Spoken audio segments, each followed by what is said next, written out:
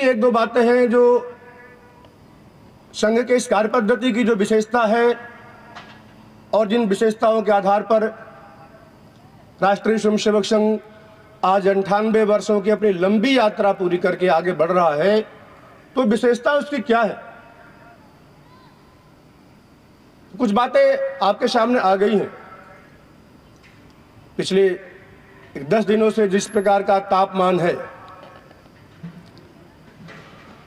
अब यहाँ का तापमान ऐसा है तो बुंदेलखंड का क्या होगा? अभी मैं कल बुंदेलखंड से आया तो झांसी का टेम्परेचर उस समय 48 था, जहाँ का वर्क चल रहा था। तो 48 तापमान पर क्या होगा आप अंदाज लगा सकते हैं। ऐसे तापमान में 4.5 घंटा का शारीरिक होता है, सुबह शाम मिला करके। शेष बौद्धिक वर्ग के समय होते हैं, कुछ विश्राम के समय होते हैं। यह अपने आप में बड़ी कठोर तपस्या, बड़ी कठोर साधना है और सबको जमीन पर ही लेटना होता, कोई गद्दा लेकर घर से नहीं आता है। यहाँ एसी कमरे में रहने वाले लोग भी शिक्षार्थी आए हैं जो 20 दिन से यहाँ पर साधना कर रहे हैं, तपस्या कर रहे हैं। पर इन सबसे भी बड़ा एक कठिन काम है, और वो कठिन काम है जो जनता आई है, आप भी उससे परिचित हैं। आपके घर परिवार में ऐसे छात्र छात्राएं हैं। आजकल की नई जो शिक्षा व्यवस्था आई हुई है, अभी गर्मी के दिनों में छुट्टियां हैं इसलिए होमवर्क मिला है, तो कुछ होमवर्क उनको ऑनलाइन करना पड़ता है। तो कक्षा 9 के 10वीं के विद्यार्थी को भी आपको मोबाइल देना पड़ता है, और मोबाइल देने के नाते वो व्यक्ति ऐसा, उस विद्यार्थी मोबाइल के साथ जुड़ जाता है, फिर वो मोबाइल से अलग नहीं हो पाता है। जैसे हम लोग भी मोबाइल से अलग नहीं हो पाते, लगता है मोबाइल अपने पास नहीं है तो व्यक्ति बेचैन हो जाता है। पर पिछले 20 दिनों से जो शिक्षार्थी यहाँ पर आए हुए हैं, इनमें से ऐसे अनेकों लोग हैं जो अध्यापक हैं, जिनके लिए मोबाइल आवश्यक है। प्राथमिक अध्यापक हैं तो उनको समाचार आता, OTP आती है, उसको जवाब देना पड़ता है। कुछ व्यवसायी वर्ग के लोग हैं जिनके हिसाब किताब के लिए मोबाइल आवश्यक रहता है। पर पहले दिन ही जिस दिन इन सब का इस परिसर में आगमन हुआ, उसी दिन सबके सचल दूरभाष जमा करा लिए गए। आज इनको मिल गए होंगे या रात तक मिल जाएंगे। यह वर्तमान के लिए सबसे कठिन काम है। आज के युवा पीढ़ी को मोबाइल से दूर करना, यह सबसे बड़ी साधना है। इस तपन को व्यक्ति सह लेगा, पर सचल दूरभाष से व्यक्ति दूर नहीं रह सकता है। ऐसे सब प्रकार का एक प्रशिक्षण ऐसे वर्गों में होता है। अभी आपने एक वर्ग की एक झलक देखिए। इसी प्रकार भी बताया गया, इसी काशी प्रांत का जो दूसरा हिस्सा है, प्रयागराज में जो यमुना पार जिला है, वहां पर एक दूसरा वर्ग संपन्न हुआ अभी 12 तारीख को। सुल्तानपुर में पूर्वी उत्तर प्रदेश क्षेत्र के 3 वर्ग संपन्न हुए। लगभग 1000 लोग वहां पर थे। अलग अलग 3 स्थानों पर ये वर्ग संपन्न हुए। इसी प्रकार संपूर्ण देश में प्रथम वर्ष सामान्य, प्रथम वर्ष विशेष, द्वितीय वर्ष सामान्य, द्वितीय वर्ष विशेष और नागपुर का तृतीय वर्ष मिलाकर के कुल 108 वर्ग अभी संपन्न हो रहे हैं। मैं हो रहे हैं इसलिए कह रहा हूं कि कुछ प्रांतों के वर्ग अभी, हिमाचल के, हरियाणा के, पंजाब के वर्ग अभी आखिरी चरण में प्रारंभ हुए हैं, वो भी संपन्न होने वाले हैं। इनमें लगभग 35,000 स्वयंसेवकों का प्रशिक्षण ऐसे वर्गों में भी इस वर्ष संपन्न होगा। पर इस प्रशिक्षण वर्ग में आने से पहले ऐसे सभी शिक्षार्थियों को एक 7 दिन का प्राथमिक वर्ग करना पड़ता है। और पिछला जो 2023 के जो वर्ग हुए हैं, संपूर्ण देश भर में 1500 स्थानों पर लगभग 1.25 लाख शिक्षार्थियों ने प्राथमिक वर्ग का प्रशिक्षण किया। उसमें से प्रथम वर्ष, द्वितीय वर्ष अलग अलग स्थानों पर जो शेष वर्ग है जा रहे हैं। तो इस परिसर में ऐसे सभी बंधुओं का जो आपके सामने बैठे हैं, विद्यार्थी हैं, इनका प्रशिक्षण हुआ यहाँ पर इसके साथ साथ व्यवस्था के जो संख्या बताई गई है, ऐसे व्यवस्था के भी स्वयंसेवकों का इस 20 दिन में ठीक प्रकार से प्रशिक्षण होता है। और संघ की जो कार्य पद्धति है, जो मैंने कहा है, इस कार्य पद्धति की एक विशेषता है कि केवल इन शिक्षार्थियों का प्रशिक्षण नहीं होगा, इस वर्ग के माध्यम से समाज के एक बड़े वर्ग को कैसे जोड़ा जा सकता है, इस वर्ग के भावनाओं के साथ उनका तादात्म्य कैसे स्थापित हो सकता है। इस नाते आटा बचाने के लिए रोटी नहीं मांगी गई। जिस परिवार से रोटी आती है आप कल्पना कर सकते हैं इस परिवार के लोगों को किस भाव से रोटी देते होंगे। और ऐसा सभी जगह, ऐसा प्रयाग में भी हुआ, ऐसा सुल्तानपुर में भी हुआ। अगर आप देखेंगे तो सभी स्थानों पर मिलाने के बाद ऐसे 150-200 गांवों तक ऐसा संपर्क हुआ है, घर घर संपर्क हुआ है। इस संपर्क में अलग अलग प्रकार के अनुभव हैं, उस अनुभव को सुनाया नहीं जा सकता है। पर इसमें एक बात मैं जरूर बताना चाहूंगा, ये रोटी का जो संग्रह होता है, संघ के साथ ऐसे लोगों की भावनाएं कैसे जुड़ती हैं। तो सुल्तानपुर में गोमती नदी के तट पर एक कंजड़ बस्ती है। वे लोग दिन भर भिक्षाटन करते हैं, दिन भर भीख मांगते हैं, शाम को आते हैं, जो कुछ मिलता है उसको बनाते हैं, उसको खाते हैं। उस कंजड़ बस्ती के लोग जो दिन भर भिक्षाटन किए थे, सायंकाल की रोटी बड़े प्रेम के साथ आग्रह पूर्वक अपने वर्ग के शिक्षार्थियों के लिए बनाकर तैयार करके, आज के 5 साल पहले भी वर्ग लगा था, तब भी लोगों ने दिया था। इस बार भी जब स्वयंसेवक गए तो उन लोगों ने इस बार भी अपने घर में जो खाने के लिए था, जो दिन भर भिक्षाटन करके आए थे, उसमें से सायंकाल की रोटी बना करके शिक्षार्थियों को ले दिया। आप इससे अंदाज लगा सकते हैं कि 98 वर्षों की राष्ट्रीय स्वयंसेवक संघ की जो लंबी यात्रा है, ये लंबी यात्रा केवल सामान्य यात्रा नहीं है। ऐसे हजारों लाखों समाज के लोगों का कैसा, किस प्रकार का एक भावनात्मक लगाव है। ये संघ की कार्य पद्धति है कि एक वर्ग के माध्यम से हम आसपास के हजारों परिवारों को जोड़ने का काम करते हैं। अर्थात यह देश की जो मुख्य विचारधारा है, ये जो राष्ट्र भाव है, इस भाव को जगाने का काम करते हैं। 98 वर्षों की लंबी यात्रा के बाद भी अभी देश में कभी कभी तथाकथित लोगों द्वारा कहा जाता है कि संघ देश के अंदर में एक नई आइडियोलॉजी लाना चाहता है, एक नई विचारधारा देना चाहता है।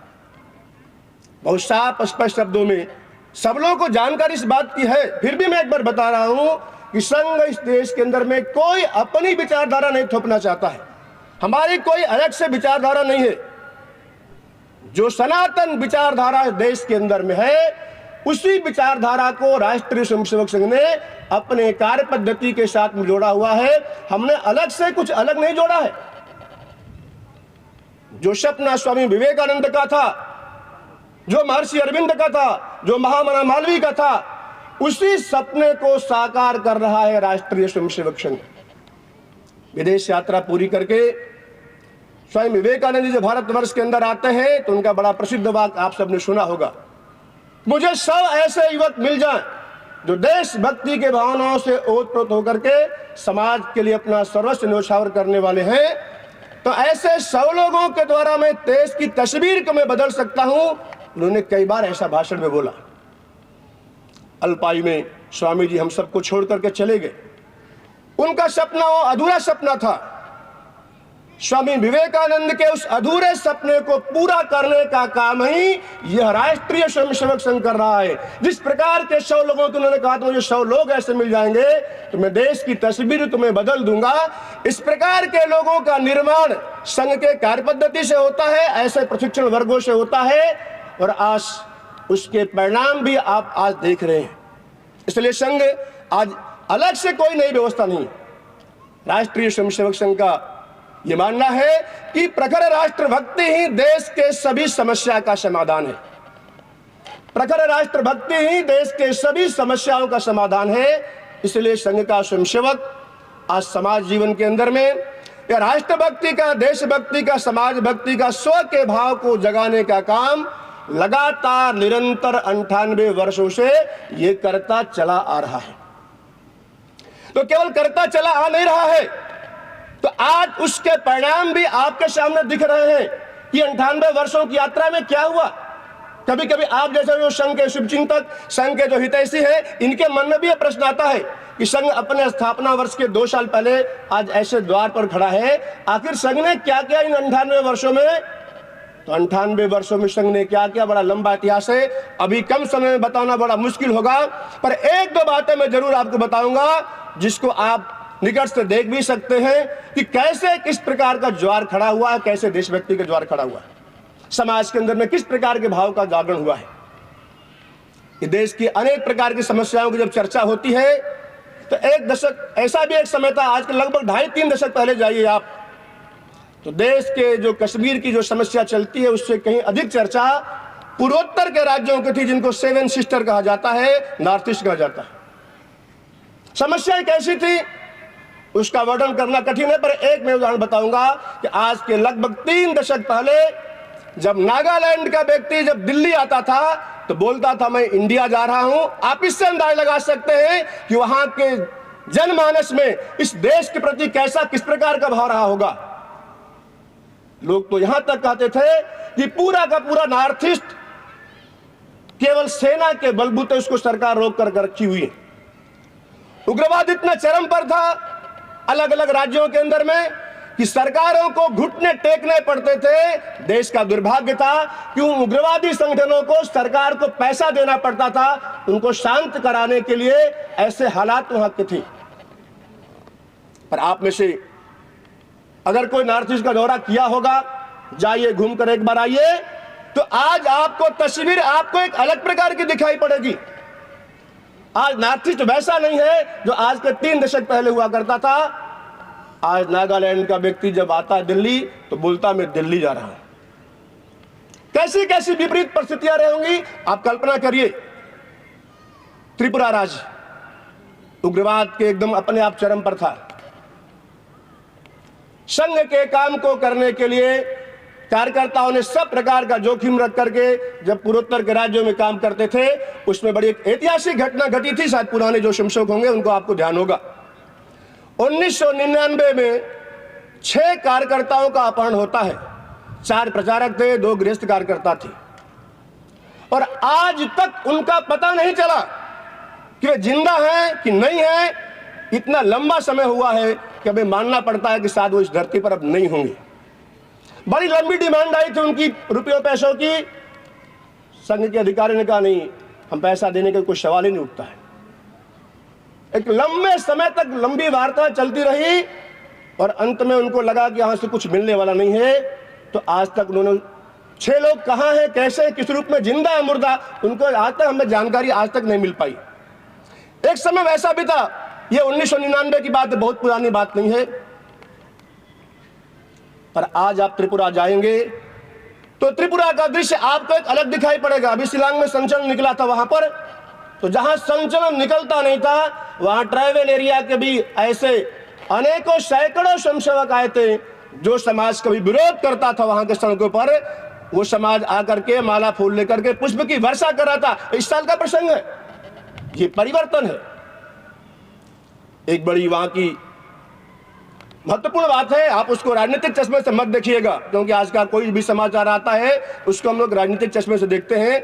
आप राजनीतिक चश्मे से उस समाचार को बिल्कुल मत देखिएगा, पर वो आपको समझने के लिए मैं बता रहा हूं। भी कुछ वर्ष पहले जब वहां निर्वाचन हुआ, निर्वाचन संपन्न हो गया। संपन्न होने के पश्चात वहां पर जब चुनाव के परिणाम जिस दिन आ रहे थे, जिस दिन मतगणना हो रही थी, तो हम सब जानते हैं जब मतगणना होती है तो समाचार के चैनलों पर लोग बैठ जाते हैं, समीक्षा होती है, अलग अलग राज्यों की समीक्षा हो रही थी। संघ के घोर विरोधी पत्रकार एनडीटीवी पर बैठे हुए थे और वो भी चुनाव की समीक्षा अपने हिसाब से कर रहे थे। तो समीक्षा में उन्होंने दिखाया, मैं संजोग से एक परिवार में बैठा था, दोपहर का समय था, भोजन कर रहा था, देखा उन्होंने समाचार लगाया तो उस समय वो पत्रकार महोदय बैठ करके और अपने चैनल पर वो उसकी समीक्षा कर रहे थे। तो उन्होंने त्रिपुरा राज्य का एक नक्शा बनाया। उस नक्शे के अंदर में जगह जगह उन्होंने भगवा रंग को दिखाया और कहा यह वो इलाका है जो ट्राइबल का एरिया है, जहां पर वनवासी जनजाति समाज रहता है। पर संघ का विरोधी पत्रकार जब संघ का स्वयंसेवक उस प्रकार से जब काम को करता है तो कब तक आप उसको छिपा सकते हैं, कब तक दबा सकते हैं। फिर वही पत्रकार बोलता है आज के 40 साल पहले, उस पत्रकार की मैं बात बता रहा हूं, शब्द वही बोला था कि आज के 40 साल पहले इस त्रिपुरा के इस वनवासी क्षेत्रों में, इन जंगलों में आरएसएस के लोग आए थे और अपने सेवा कामों के माध्यम से यहाँ के समाज जीवन के स्तर को उन्होंने बदला है, परिवर्तन किया है। यह भगवा रंग जो दिखाई पड़ रहा है ये आज एक उसका परिणाम है। उन्होंने अपने तरह से उसकी समीक्षा किया, पर संघ का स्वयंसेवक उस नाते वहां पर काम नहीं किया। वहां के समाज को अपने देश के मुख्य धारा के साथ में हम कैसे जोड़ सकते हैं। प्रारंभ में शाखाएं लगाना बड़ा कठिन काम था, तो सेवा के माध्यम से उन स्थानों पर काम को आगे बढ़ाया गया, प्रारंभ किया गया, और आज वहां की तस्वीर कैसी बदली हुई है। नहीं तो त्रिपुरा के अंदर में अभी दशक पहले एक एक सप्ताह 15-15 दिन का चक्का जाम होता था, कोई साधन चलता नहीं था, पूरा कर्फ्यू लगा करता था। आज वहां की तस्वीर बदली हुई है। आसाम में उल्फा का नाम आपने सुना होगा। अपने आप एक जमाना था कि उल्फा के नाम पर सरकारों घुटने टेकने पड़ते थे, पर ऐसे बीच में भी संघ का काम कैसे किस प्रकार का होता है और कार्यकर्ता अपने जान को जोखिम में डालकर कैसे करता है। पुराना मिर्जापुर जिला अभी आज का सोनभद्र नया जिला हुआ है। वहां जैसे ही आप अरौरा से आगे पहाड़ी को चढ़ेंगे, सुकृत एक स्थान है। वहां के हमारे पुराने प्रचारक स्वर्गीय ओम प्रकाश चौबे जी अब नहीं रहे हमारे बीच में, बलिया जिले में जिला प्रचारक थे। वहीं से उनकी योजना होती है आसाम प्रांत के लिए, और आसाम प्रांत के सबसे उग्रवाद प्रभावित जिला उस समय था कोकराझार। उस कोकराझार जिले में जाते हैं। जिस समय यहां से उनकी विदाई की गई, ये मान कर गए थे कि शायद मैं वहां से वापस जिंदा नहीं लौटूंगा, क्योंकि उग्रवाद वहां पर चरम सीमा पर था। कोकराझार में जो अपना कार्यालय था, एक कमरे में छोटा सा अपना कार्यालय था। ओम प्रकाश चौबे जी गए, यहां से बड़े तेज तर्राक प्रचारक थे। संघ की कुछ गतिविधियां बढ़नी शुरू हुई, उनकी गतिविधियां उल्फा के निशाने पर आ गई, और अंत में आकर के लोगों ने कार्यालय पर नोटिस चिपका दिया कि आप इस कार्यालय को खाली करके चले जाइए। पर अपने धुन के तो पक्के थे ओम प्रकाश जी, इन्होंने अपना जो काम था उस काम को प्रारंभ किया, करते रहे।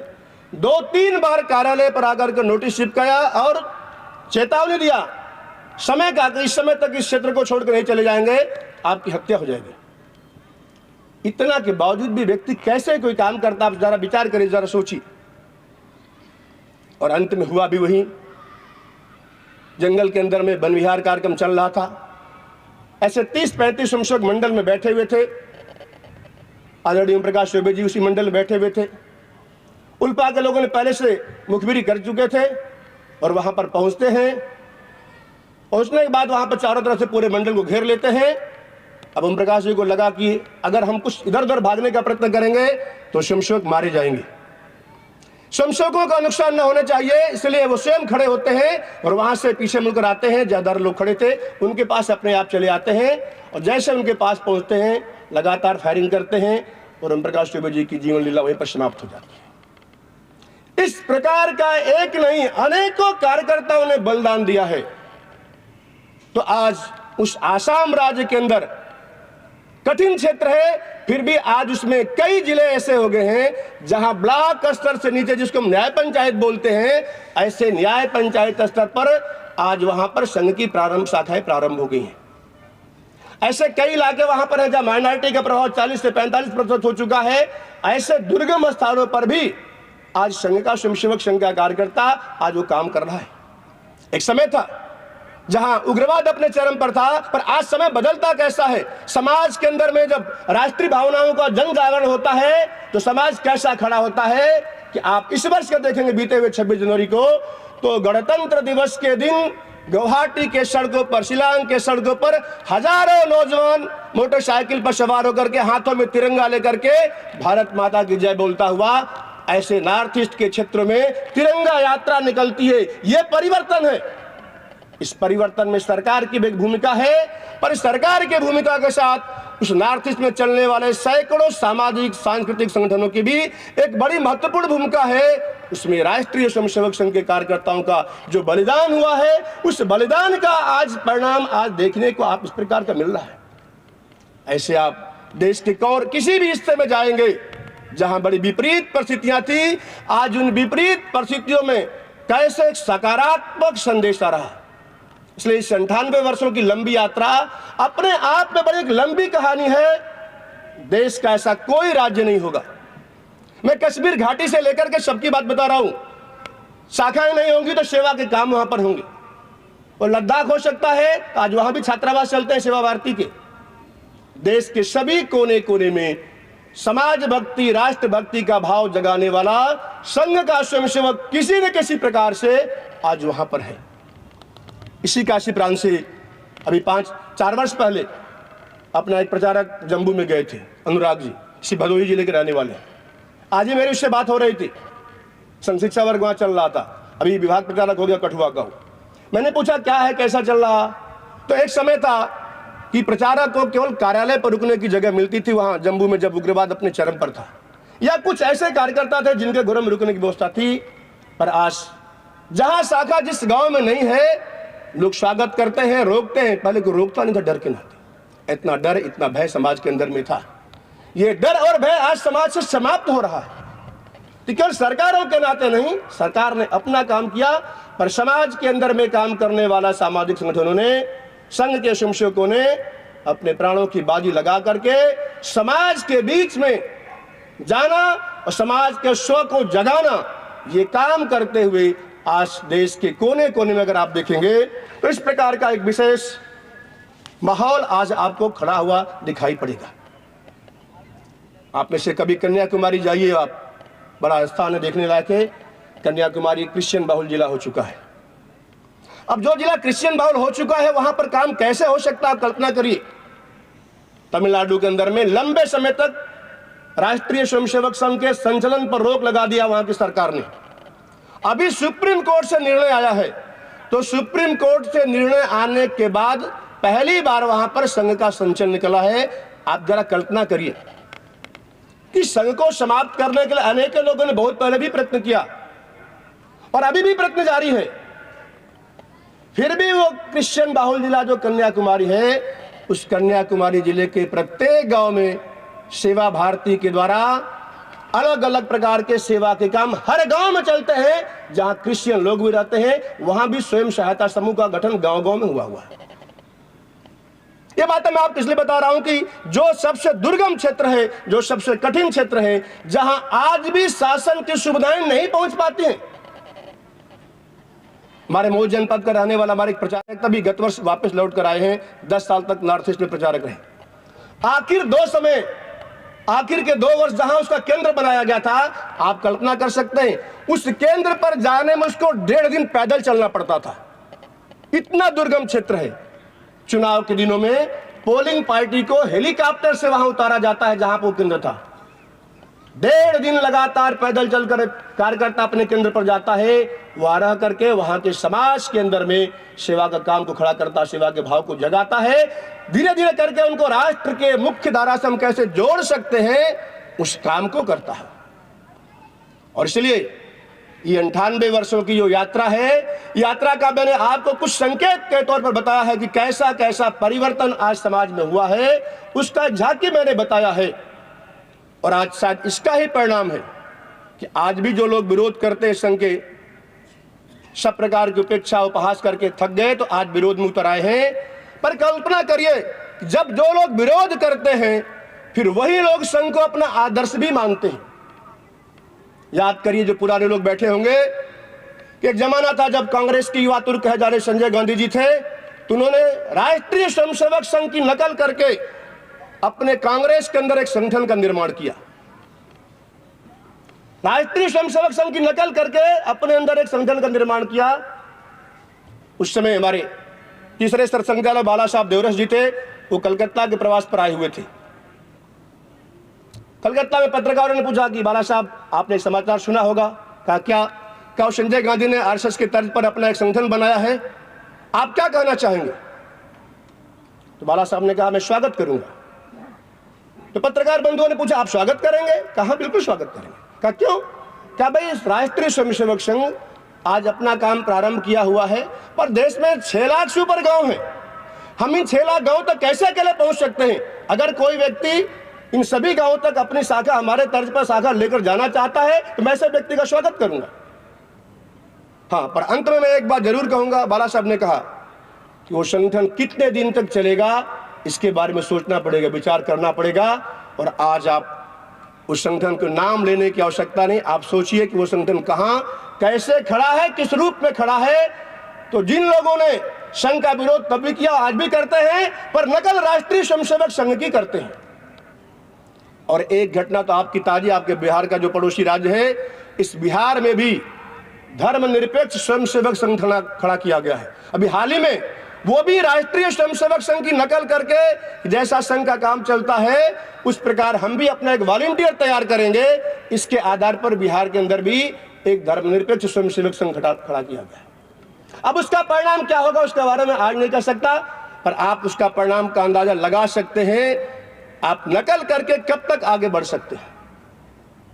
तो ये नकल करने वाले लोग संघ का विरोध तो करते हैं, पर संघ की नकल क्यों करते हैं ये सोचने का विषय है, क्योंकि कहीं ना कहीं उन्हें मानते हैं कि राष्ट्रीय स्वयंसेवक संघ की जो कार्य पद्धति है, उस कार्य पद्धति से निर्मित कार्यकर्ता, जो निर्मित स्वयंसेवक है, आज समाज जीवन के अंदर में कहां कहां कैसा किस प्रकार के काम को खड़ा किया है कि आज सब लोग उसको आदर्श मानते हैं। इस नाते इस प्रकार के लोगों को नकल करने की आवश्यकता पड़ती है।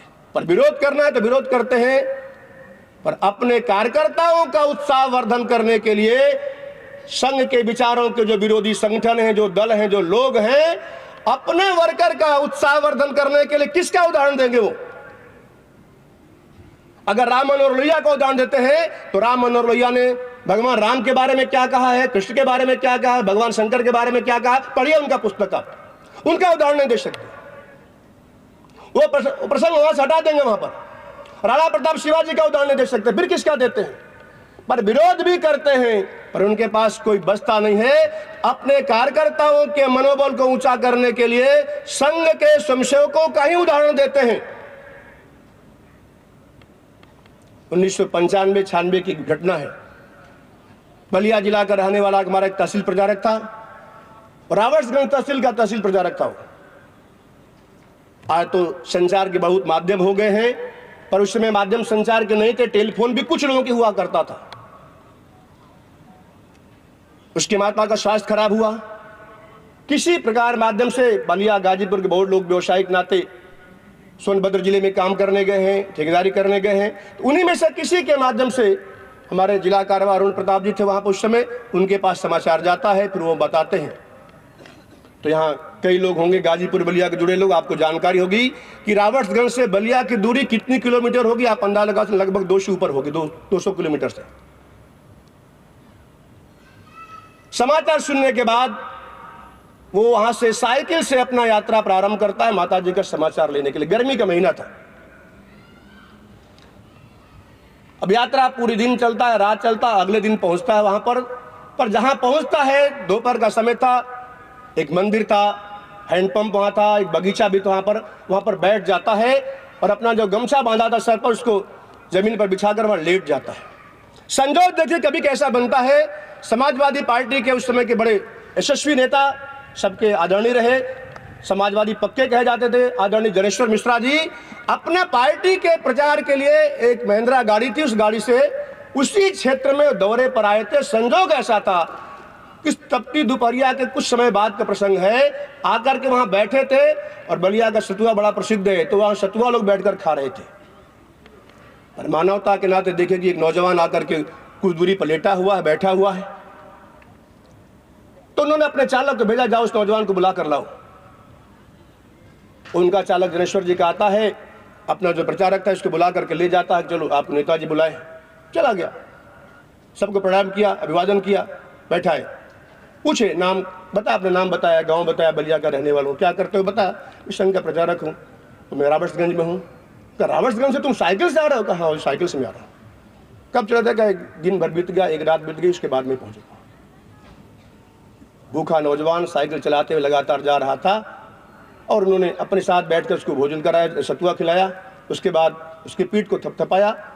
नौजवान अपने घर जाता है, जनेश्वर मिश्रा अपने पार्टी के कार्यक्रम की यात्रा पर जाते हैं। मुंबई में राष्ट्रीय अधिवेशन था, उस राष्ट्रीय अधिवेशन में जब जनेश्वर मिश्रा को बोलने की बारी आई, मराठी में भाषण छपा होगा, पुराने लोग पढ़ सकते हैं, तो उन्होंने बोला है कि यदि समाजवादी पार्टी के विचारों को जन जन तक पहुंचाना है तो आपको आरएसएस जैसा वर्कर बनना पड़ेगा। और पूरे घटना का जो वृत्तांत था उन्होंने सबके सामने सुनाया कि अगर ऐसा परिश्रम करेंगे तब हमारी समाजवादी पार्टी की विचारधारा गांव गांव तक, जन जन तक पहुंच सकती है। तो विचारों के लोग, हमारे जो विरोध करने वाले लोग हैं, इनका आदर्श अभी अगर किसी को नहीं मिलता है तो उनका आदर्श भी राष्ट्रीय स्वयंसेवक संघ का कार्यकर्ता संघ का स्वयंसेवक है, जो आज एक कठोर साधना करके इस समाज जीवन के अंदर में एक राष्ट्र भाव का उजागरण कर रहा है। इसलिए आज 98 वर्षों की लंबी यात्रा में आज संघ इस मुकाम पर खड़ा है कि अगर आप अखबारों में देखेंगे, समाचार में देखेंगे तो अपवाद में कोई दिन ऐसा बचता होगा, नित्य कोई न कोई चर्चा होती है। पाकिस्तान के संसद में भी चर्चा होती है। कश्मीर से जब धारा 370 को हटाया गया तो आप यूट्यूब पर भाषण देखिए, वहां के संसद का भाषण है। एक सांसद बोलता पाकिस्तान के संसद में, अभी जो धारा 370 को हटाया गया है ये आरएसएस की आइडियोलॉजी है, गुरु गोलवलकर की आइडियोलॉजी है, उसका भाषण है। संघ क्या कर रहा है शायद संघ के शुभचिंतक समर्थक नहीं समझ पाते हैं, पर संघ के विचारों के जो विरोधी लोग हैं संघ की वास्तविकता को समझते हैं कि राष्ट्रीय स्वयंसेवक संघ आज समाज में क्या क्या कैसे कैसे कर रहा है, इस बात को समझते हैं। और इस नाते इस 98 वर्षों की इस लंबी यात्रा की बड़ी लंबी कहानी। तो मैंने प्रारंभ में कहा कि स्वामी विवेकानंद का जो सपना अधूरा था उस सपने को पूरा करने का काम यह राष्ट्रीय स्वयंसेवक संघ कर रहा है। जो अपने देश के महामहिम राष्ट्रपति के पद पर जब कलाम साहब थे तो उनका भी बड़ा एक मार्मिक भाषण है।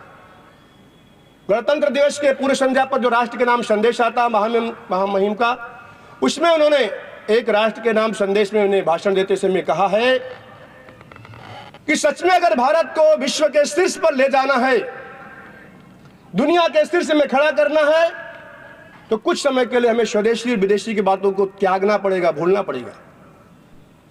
और दुनिया की जो सबसे आधुनिकतम टेक्नोलॉजी है, उस दुनिया के आधुनिकतम टेक्नोलॉजी को अपने देश में ला करके उसको ले आना पड़ेगा, उसका हमें उपयोग करना पड़ेगा। और इसके बाद का जो उन्होंने एक शब्द बोला है, वो शब्द आज के समय में कितना प्रासंगिक है, कलाम साहब ने स्वयं कहा।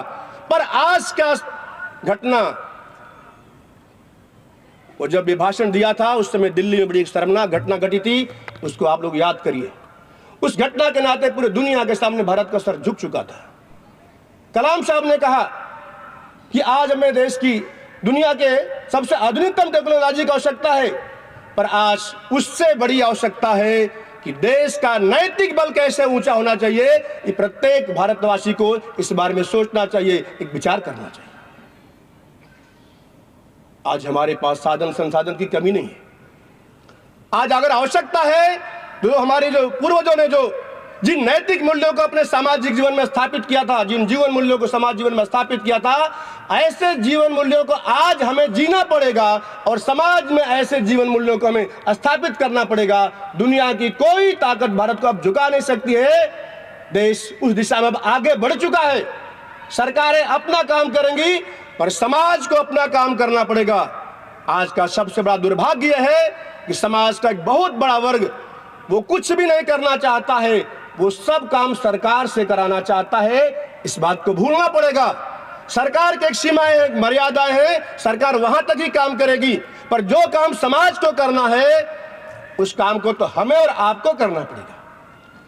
केवल दोष देने के नहीं साहब, देश की शिक्षा नीति कैसी है, देश की अर्थव्यवस्था, अरे आप जो कुछ हो रहा है उसको करने दीजिए।